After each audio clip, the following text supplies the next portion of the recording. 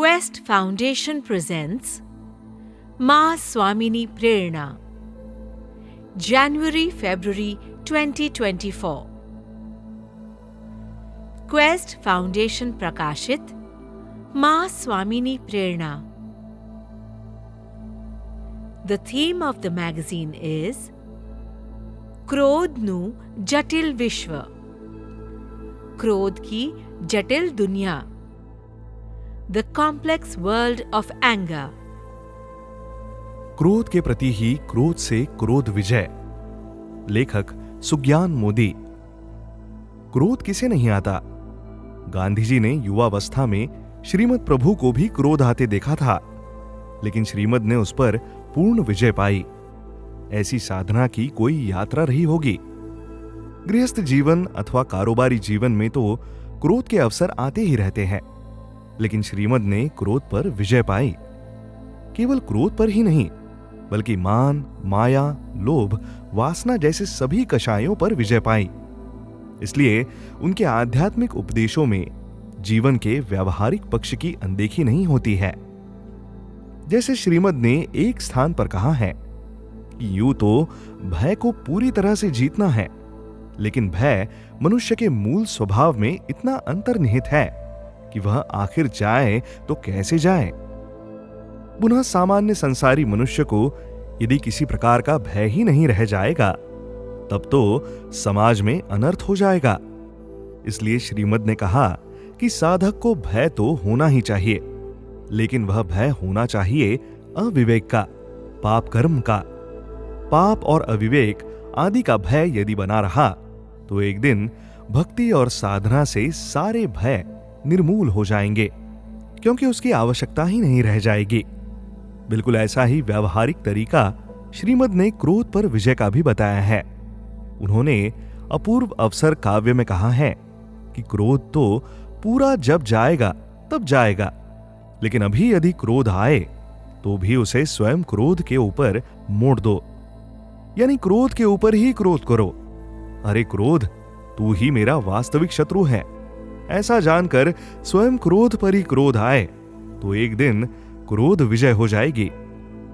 अपूर्व अवसर काव्य 7वें और 8वें पद में श्रीमद कहते हैं, क्रोध प्रत्यय तो वर्ते क्रोध स्वभावता, मान प्रत्यय तो दीनपणानु मानजो, माया प्रत्यय माया साक्षी भावनी, लोभ प्रत्यय नहीं लोभ समान जो। अथवा हिंदी काव्यानुवाद में क्रोध भाव के प्रति हो क्रोध स्वभावता, मान भाव प्रति दीन भाव में मान जब, माया के प्रति माया साक्षी भाव की, लोभ भाव प्रति हो निर्लोभ समान जब। अर्थात जब क्रोध के प्रति ही क्रोध, अर्थात क्रोध से दूर होने या पूर्ण अक्रोधी हो जाने का स्वभाव हो जाता है, जब मान मिलने पर अपनी दीनता का एहसास रहता है, जब माया के प्रति साक्षी भाव की माया रहती है, अर्थात माया रखनी ही हो तो वह साक्षी भाव के प्रति माया हो जाए। लोभ किसी लुभावनी सांसारिक वस्तु के प्रति ना होकर उस स्वरूप के प्रति हो जिसके प्रति लोभ होना भी अपने आप में लोभ नहीं है। ऐसा अपूर्व अवसर कब आएगा? आगे 8वें पद में कहा, बहु उपसर्ग करता प्रत्यय पण क्रोध नहीं, वंदे चक्री तथापि न मळे मान जो, देह जाय पण माया थाय न रोम माम, लोभ नहीं छो प्रबल सिद्धि निदान जो। अथवा हिंदी काव्यानुवाद में बहु उपसर्ग कर्ता के प्रति भी क्रोध नहीं, वंदे चक्री तो भी मान न होए जब, देह जाए पर माया नहीं हो रोम में, लोभ नहीं हो प्रबल सिद्धि निदान जब। अर्थात जब विभिन्न प्रकार के दुख और कष्ट पहुंचाने वाले के प्रति भी क्रोध नहीं आए, जब चक्रवर्ती राजा द्वारा वंदना किए जाने पर भी लेश मात्र भी मान उत्पन्न नहीं होता हो, जब देह का नाश होने लगने पर भी किसी रोए मात्र में भी माया उत्पन्न ना हो, चाहे कितनी भी प्रबल रिद्धि सिद्धि प्रकट हो जाए तो भी उसका लेश मात्र भी लोभ नहीं होता हो, जब ऐसा अपूर्व अवसर कब आएगा? भक्ति और आत्म साधना से ही ऐसा अपूर्व अवसर आएगा जब सारे कषायों से मुक्त हो जाएंगे। क्रोधी की उपमा सर्प से दी जाती है।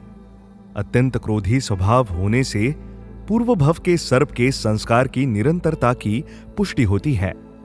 श्रीमद् ने आत्मसिद्धि शास्त्र की 67वीं गाथा में ऐसा कहा है, क्रोधाली तरतम्यता सर्पादिकनी माय पूर्व जन्म संस्कार ते जीवनित्यता त्याय।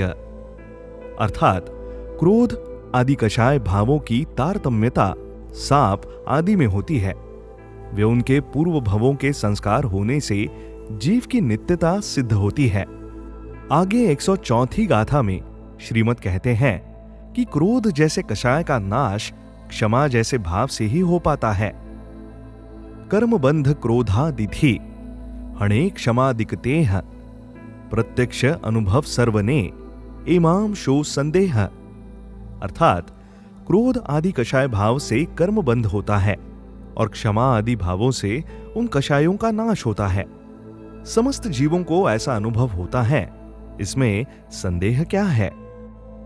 उपदेश छाया में श्रीमद् क्रोध को दूर भगाने का उपाय बताते हुए कहते हैं कि बाहरी जाल समेटने से क्रोध मिटेगा, अनावश्यक जंजाल में उलझे ही नहीं, ऐसा श्रीमद् कहते हैं। उनके ही शब्द हैं, व्यवहार काम में प्रयोजन के बिना व्यर्थ की बातें करनी ही नहीं। जहां माथा पच्ची होती हो वहां से दूर ही रहना चाहिए। पराप्लीन वृत्ति कम करनी चाहिए। क्रोध, मान, माया, लोभ को मुझे कम करना है, ऐसा जब लक्ष्य होगा, जब उसका थोड़ा थोड़ा भी लक्ष्य किया जाएगा, तब बाद में वह सरल हो जाएगा। आत्मा को आवरण करने वाले दोष जब जानने में आ जाए, तब उन्हें दूर भगाने का अभ्यास करना चाहिए। क्रोध आदि थोड़े थोड़े कम होने के बाद सब सहज हो जाएगा। बाद में उन्हें नियम लेने के लिए जैसे बने अभ्यास रखना चाहिए और विचार में समय बिताना चाहिए। किसी के प्रसंग से क्रोध आदि के उत्पन्न होने का निमित्त हो तो उसे मानना नहीं चाहिए, क्योंकि जब स्वयं ही क्रोध करें तभी क्रोध होता है। जिस समय अपने पर कोई क्रोध करे उस समय विचारना चाहिए कि उस बेचारे के हाल में उस प्रकृति का उदय है। यह स्वयं ही घड़ी दो घड़ी में शांत हो जाएगा। इसलिए जैसे बने तैसे अंतर विचार कर स्वयं स्थिर रहना चाहिए।